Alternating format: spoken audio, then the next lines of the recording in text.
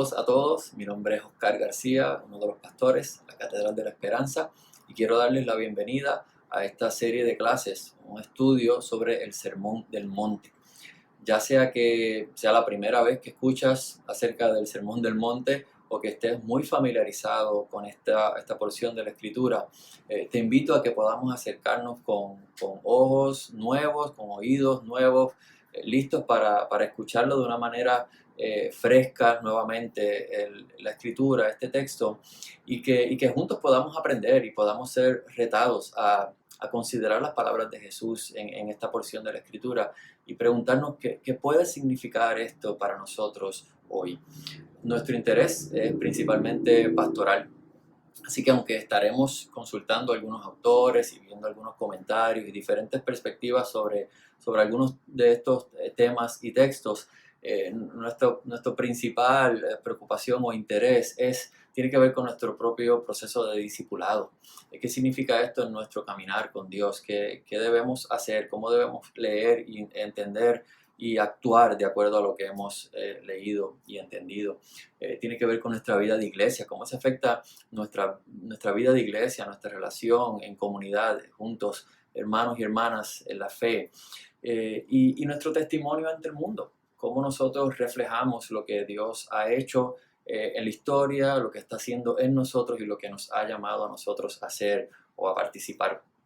Así que anhelamos que al final de estas clases, más que decir que hemos aprendido mucho o tenemos mucha información acerca del tema, realmente que podamos ver cómo podemos escuchar y obedecer las palabras de Jesús, cómo colocarnos en esa posición en la que Cristo sea formado en nosotros y que podamos vivir nosotros día a día las implicaciones del Evangelio aquí y ahora.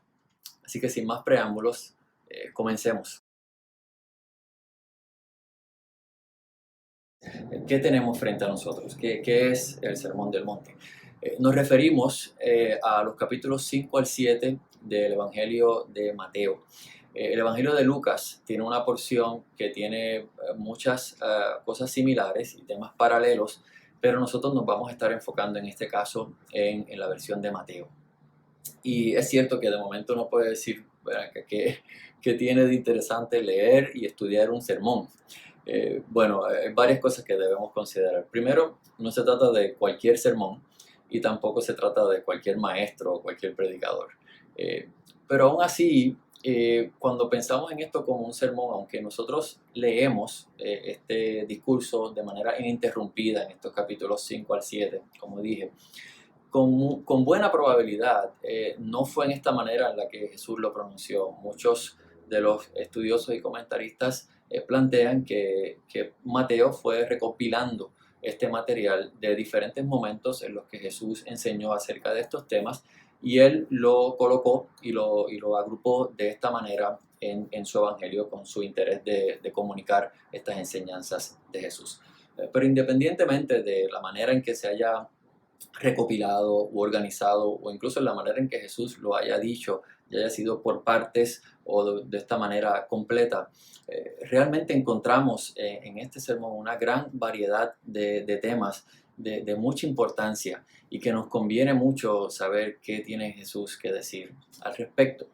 El contenido vamos a ver que es muy variado, comenzando con las conocidas bienaventuranzas, esas 9 afirmaciones que deben su nombre a que, al menos en la versión Reina Valera que muchos de nosotros conocemos bien, comienza cada una diciendo bienaventurado. Así que de ahí viene entonces la palabra bienaventuranza. Y allí vamos a encontrar unos afirmaciones de Jesús acerca de ciertas personas en específico, y vamos a ir una por una en su momento, tratando de ver su significado y su importancia, no solo en aquel momento, sino también para nosotros hoy. Luego continúa Jesús hablando de sus discípulos, aquellos que están escuchándole y aquellos que han obedecido su mensaje, como sal de la tierra y luz del mundo. Comenta también sobre el lugar que tiene la ley dada por Moisés, especialmente cómo entenderla a la luz de sus palabras, a la luz de las palabras de Jesús y más aún de su propia vida.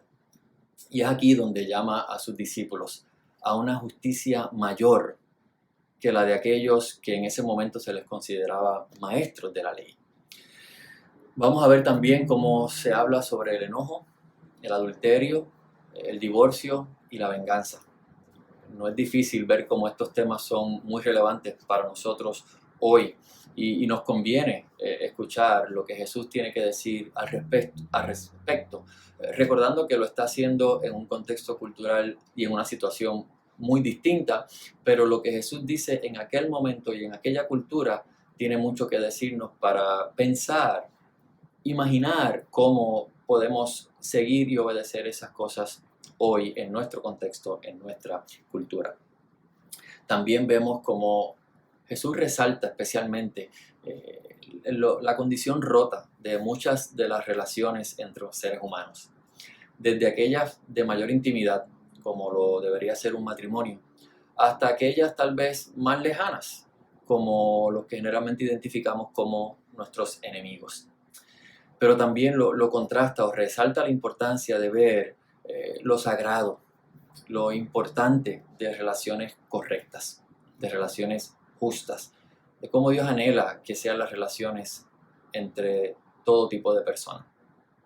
Luego Jesús habla sobre el dar a los necesitados, enseña sobre la oración y es aquí donde al enseñar a sus discípulos a orar, Él les enseña el famoso Padre Nuestro. Esa oración que ha sido tan importante a lo largo de la historia de la iglesia cristiana. Considera esto por un momento. Con buena probabilidad, en cada momento del día, en diferentes partes del mundo, hay alguien recitando el Padre Nuestro. Eso es impresionante. Vamos a estar viendo cada una de las líneas en esta oración y tratando de también reflexionar y pensar un poco en lo que significa que Jesús nos haya enseñado a orar de esa manera, usando esas palabras. De ahí pasa a hablar sobre el dinero y las posesiones. Y nos llama a acumular tesoros en el cielo, porque nos recuerda que donde esté nuestro tesoro, allí también estará nuestro corazón. Y leemos allí la famosa frase que nadie puede servir a dos amos. Así que tenemos esta importante decisión de escoger a quién serviremos. Y se hace este énfasis, nuevamente, de que busquemos primeramente el reino de los cielos. Entrando ya en el capítulo 7 encontramos enseñanza sobre no juzgar, este asunto de fijarse en la astilla en el ojo de otro, ignorando la viga que hay en el nuestro. Y leemos la conocida regla de oro, tratar a los demás en la manera que quisiéramos ser nosotros tratados. Habla también sobre esta imagen de una puerta estrecha y una ancha, y nos llama a fijarnos y entrar por esa puerta estrecha, porque esa es la que conduce a la vida. Y usa también la imagen de un árbol, identificando la importancia de reconocer el fruto como señal de aquellos que conocen a Dios, de que le escuchan y le obedecen. Y termina con el contraste entre este constructor sabio y este necio, cómo cada uno construye sobre terrenos muy distintos y las implicaciones que tiene eso en su vida. Así que nos hace un llamado ya desde ahí a ver que hay dos maneras de responder a sus palabras, a su enseñanza. Uno de los autores consultados lo pone de esta manera. Lo que encontramos en estos 3 capítulos de Mateo sirve como una guía para principiantes acerca de la vida en el reino de los cielos. En cierta manera, el leer, estudiar y comprender las palabras de Jesús, el contenido del Sermón del Monte, nos ayudará a nosotros a entender el resto de la narrativa también, especialmente en este caso que estamos viendo en Mateo. Así que el entender y leer y comprender y reflexionar en el Sermón del Monte nos va a ayudar a entender la vida de Jesús. Una de las autoras que también estuvimos leyendo lo pone como que el resto de los capítulos representan el sermón en acción, como que Jesús entonces procede a personificar el sermón. Ahora, acerca de cómo nosotros nos acercamos al texto, cómo leemos el texto, Jonathan Pennington dice que él lo compara con un litmus test, que esto es un término derivado de la química en la cual se determina la acidez de una sustancia. Entonces, la frase se usa de manera general para medir cómo como un factor en particular tiene repercusiones o es decisivo en un estudio particular. Entonces, en este caso se refiere a que la manera en la que nosotros leemos e interpretamos el Sermón del Monte dice mucho acerca de nuestro entendimiento de Jesús, del Evangelio y de la teología cristiana en general. Así que es muy importante considerar cómo nosotros nos acercamos al Sermón del Monte, cómo lo leemos, porque va a decir mucho acerca de cómo nos acercamos a Jesús en general. Ahora, en la historia, muchos teólogos y comentaristas han abogado por cierta lectura e interpretación de estos pasajes, como de muchos otros, ¿verdad? Algunos, por ejemplo, han planteado que es imposible que Dios realmente espere que nosotros cumplamos lo que encontramos ahí de manera estricta y que su función es mostrarnos más cuán mal estamos, cuán pecadores somos. Y abogar por lo contrario fuera como este asunto de salvación por obra, como que si solo por obedecer estas cosas es que fuéramos salvos. Otros han planteado que debe tener un efecto tal vez en nuestra moral privada, pero sin implicaciones necesariamente en la vida pública. Algunos también plantean que es una ética alta para la élite religiosa, es decir, aquellos tal vez que aspiran o que ya sirven en un rol ministerial, digamos, formal, como un pastor o un líder de algún tipo, pero no para el cristiano promedio. Y de diferentes formas, muchas veces con este tipo de visión, terminamos evadiendo a Jesús. Terminamos ignorando o minimizando las enseñanzas de Jesús. Y se deforma entonces el propósito. Si pensamos en el sermón, ¿verdad? Como dijimos hace unos momentos, como esta guía para principiantes acerca del reino de Dios, una pregunta que nos podemos hacer es, bueno, ¿cómo entendemos el reino de Dios? ¿Qué es el reino de Dios? Así que hablemos un poquito sobre el reino de Dios.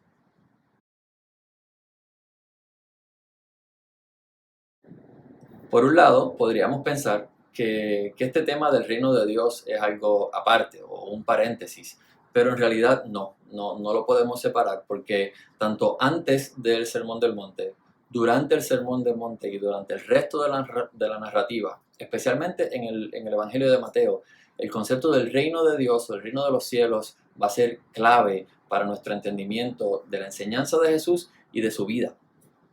Ahora, Amy Jill Levine dice, estos 3 capítulos hablan de que el reino de los cielos no es un lugar abstracto de puertas de perla, zapatillas doradas, música de arpas y ángeles batiendo sus alas, sino que el reino de los cielos es algo que ocurre cuando la gente toma las palabras de Jesús en estos capítulos en serio y las vive. El reino de Dios podríamos verlo como ese espacio, no físico, sino más bien de realidad. La esfera en la que Dios reina. Y su voluntad es realizada completamente. Su voluntad no es resistida, no es cuestionada. Es decir, donde la vida es como Dios anhela y no como el ser humano ha decidido hacer o ha escogido hacer. Cuando pensamos en la encarnación, ese evento mediante el cual Dios en Jesús viene a vivir entre nosotros, marca un importante y revolucionario momento en la historia y entendimiento del reino de Dios. De momento lo vemos como ambas cosas, como un evento futuro y una realidad presente. Una frase común que se usa cuando se habla acerca del reino de los cielos es el ya, pero todavía no. El reino que es ya, pero todavía no. Cuando pensamos en la historia bíblica, tanto Juan el Bautista como Jesús comenzaron su predicación y su ministerio con las palabras: arrepiéntanse porque el reino de los cielos se ha acercado. Especialmente en Mateo, este concepto del reino de Dios, como ya les dije, resume la totalidad del ministerio de Jesús, su actividad, su enseñanza, su vida. De hecho, la frase del reino de Dios y reino de los cielos podemos tomarla como sinónimos y algunos comentan que con buena probabilidad la preferencia de Mateo por el reino de los cielos se debe a que Mateo busca contrastar el asunto del reino de los cielos con el reino de la tierra. Entonces, él usa de esa manera para resaltar ese contraste de lo que es el reino de Dios, el anhelo de Dios, la voluntad de Dios, versus el reino de la tierra, cómo se hacen las cosas en la tierra o la voluntad de los seres humanos. Pero en términos de su significado en general, hablaremos del reino de Dios y reino de los cielos como la misma cosa. Ahora, al hablar en estos términos, Jesús está atando su ministerio y su propia vida a la historia de Israel, especialmente a esa esperanza futura del restablecimiento del reino de Dios en la tierra. Así que Jesús, en cierto modo, es el que adelanta los tiempos. El pueblo de Israel tenía esta esperanza futura de que en algún momento, allá en el futuro, habría tal cosa como el establecimiento de Dios o el restablecimiento del reinado de Dios en la tierra, y de momento Jesús adelanta ese tiempo. Jesús viene a acercar el reino. Y vemos cómo desde el principio ya se está presentando este tema de Jesús como el rey. Ya comienza a estar presentado desde el principio del Evangelio en Mateo. Y esta tensión que hay entre el reino acercado, pero todavía no por completo establecido, puede crear la dificultad de nosotros de entender cuáles son las implicaciones, las expectativas reales que podemos tener de la continuación de la vida ante este anuncio. En otras palabras, el reino se ha acercado. Bien, ¿y ahora qué? Uno de los comentaristas nos recuerda que el reino de Dios, el reino de los cielos, es performativo. Es decir, es acción de Dios en la cual nosotros participamos activamente. Quiere decir que ese ahora qué se contesta prestando atención a lo que Dios está haciendo y respondiendo de manera adecuada. Las cosas no pueden seguir igual. Si volvemos a las palabras de Jesús, lo que estaba conectado a ese anuncio de la llegada del reino era arrepentimiento, o el llamado que se hacía en base a ese anuncio era el arrepentimiento. Entendido no solo como tristeza por haber pecado o solo pedir perdón por nuestra maldad, es más bien un aceptar que no hemos vivido de acuerdo al propósito para el cual fuimos creados. Es que nos desviamos del camino y necesitamos cambiar de dirección. Es reconocer que nos hemos equivocado, asumir la responsabilidad y volvernos a Dios. Ahora, en esa nueva dirección, podemos entender entonces que es la vida en el reino de Dios. Dallas Willard decía que Jesús nos llama a reconsiderar la manera en la que nos acercamos a nuestra vida. Piensa eso por un momento. ¿Cuántas veces piensas o reflexionas en cuál es tu acercamiento a la vida, en todos sus aspectos? Pues Jesús, una de las cosas que está haciendo aquí al mencionar estas palabras, el reino de los cielos se ha acercado, arrepiéntanse, es reconsideren su acercamiento en general a la vida. Ahora, Dallas Willard continúa diciendo, ¿verdad? Este asunto de reconsiderar la manera en que nos acercamos a nuestra vida, a la luz del hecho de que ahora, en presencia de Jesús, tenemos la opción de vivir dentro de los confines de los propósitos divinos. Precisamente por la obra de Jesús, podemos tomar nuestra vida y entrar en la suya, entrar en esta nueva vida que nos ha llamado y permitido vivir. Lo ha hecho posible Él. Y algo que muchas veces ignoramos es que ese cambio de dirección, esa nueva vida, incluye también colaborar para reparar el daño que hemos hecho por nuestro pecado, ya sea nuestro pecado individual o nuestro pecado colectivo como seres humanos, en nuestro trato a otros, en nuestra actitud hacia el mundo, en nuestro descuido de la tierra, del medio ambiente y muchas otras cosas. Por eso se habla del reino de Dios y su justicia y lo que Dios está haciendo para poner las cosas en su justo orden nuevamente.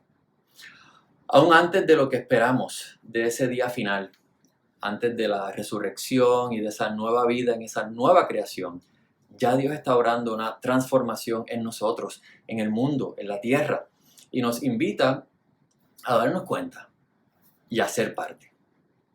Algo muy importante aquí es que esta ética del reino, digamos, tal como lo vemos en estas enseñanzas, en estos 3 capítulos en Mateo, lejos de referirse meramente a un asunto individual o privado, esta moralidad privada, solo puede ser vivido en comunidad, solo puede ser vivido junto con otros, o sea, el reino manifestado en la iglesia. Y además de que solo puede ser vivido en comunidad, tenemos que recordar que solo puede ser vivido o realizado a través del poder del Espíritu Santo. No se trata de nosotros meramente en nuestras fuerzas tratar más o ser mejores.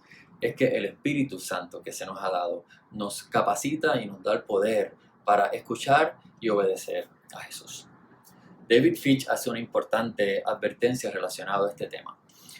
Él dice, porque posiblemente con la mejor intención, muchas veces como iglesia buscamos adiestrar y animar a cada cristiano para que vaya a las diferentes esferas de influencia, ya sea su familia, su comunidad, su trabajo, y que sea allí lo que él llama en su libro presencia fiel, como presencia fiel del reino, como esta manifestación, digamos, del reino, o este representante del reino en aquel lugar. Habitar estos espacios llevando la vida del reino y hacer un impacto allí. Sin embargo, en la práctica, estos individuos, dice él, que terminan muchas veces aislados del mundo, absorbidos por una cultura dominante y estructuras de poder en el mundo, incapaces realmente de causar mucho cambio. Él propone entonces que antes que nada, esa presencia fiel, esa vida del reino, debe ser una realidad comunal en la iglesia.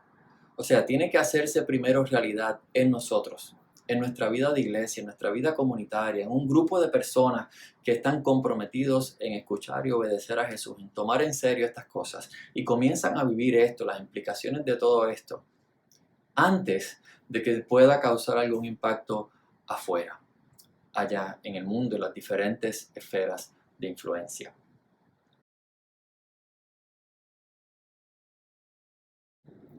¿Qué está haciendo Jesús? Bueno, la conexión que vemos con Moisés es inevitable. Después de todo, cualquier judío en aquel momento escuchaba hablar de un hombre en un monte enseñando con autoridad, pensaba en Moisés como aquel gran dador de la ley. Y aunque ese no es el único paralelo que hay entre Jesús y Moisés, especialmente en Mateo, por el momento ese es el que nos interesa. De manera similar a Moisés ascendiendo al monte para dar al pueblo la ley de Dios, Jesús sube al monte y comienza a enseñar. En Hechos 3, Pedro, predicando, hace referencia a las palabras de Moisés en Deuteronomio, cuando dice que el Señor levantará un profeta como yo de entre su propio pueblo. Jesús es ese profeta. Jesús viene como el nuevo Moisés. Amy Jill Levine hace también una importante aclaración. Cuando nosotros estamos leyendo el Sermón del Monte y vemos especialmente cómo Jesús se refiere a la manera de entender la ley, ella dice lo siguiente: Jesús no es un cristiano hablándole a otros cristianos. Jesús es un judío hablándole a otros judíos.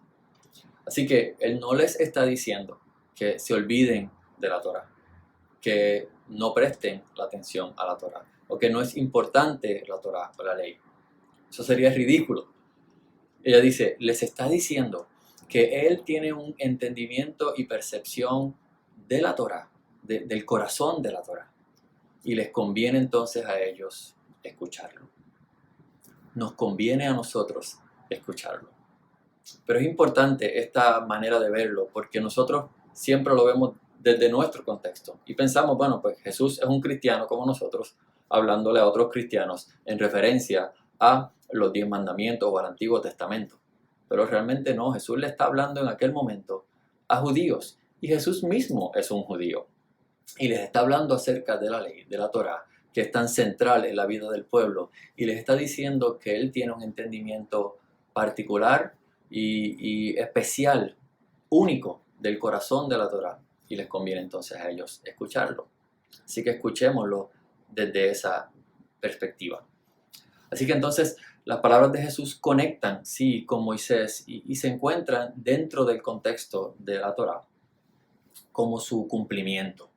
Así que no es necesariamente un reemplazo, sino que lo cumple, lo completa, lo trae a su fin adecuado, a su cumplimiento.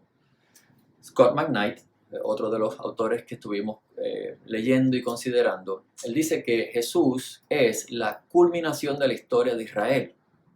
Así que el sermón no se trata solo de una visión sobre moral, sino de Jesús mismo. El Jesús que es el nuevo Moisés con una nueva visión moral para este nuevo pueblo de Dios. Así que no podemos ver a Jesús en un vacío. Tenemos que recordar que Jesús llega en un momento en particular, dentro de un pueblo particular, en un contexto cultural, histórico particular. Y tenemos que entenderlo en su rol como cumplimiento y finalidad de la historia de Israel.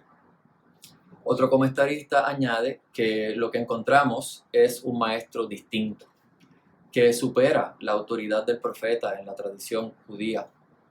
Uno que no solo habla de parte de Dios, como generalmente se escuchaba a los profetas decir, Jesús hablaba como Dios, en el propio lugar de Dios, no solo como un representante de Dios como eran los profetas.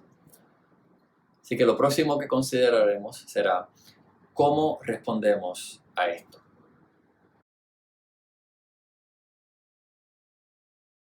Bueno, al darnos cuenta de lo que tenemos de frente y de lo que Jesús está haciendo a través de estas enseñanzas, solo hay una respuesta adecuada.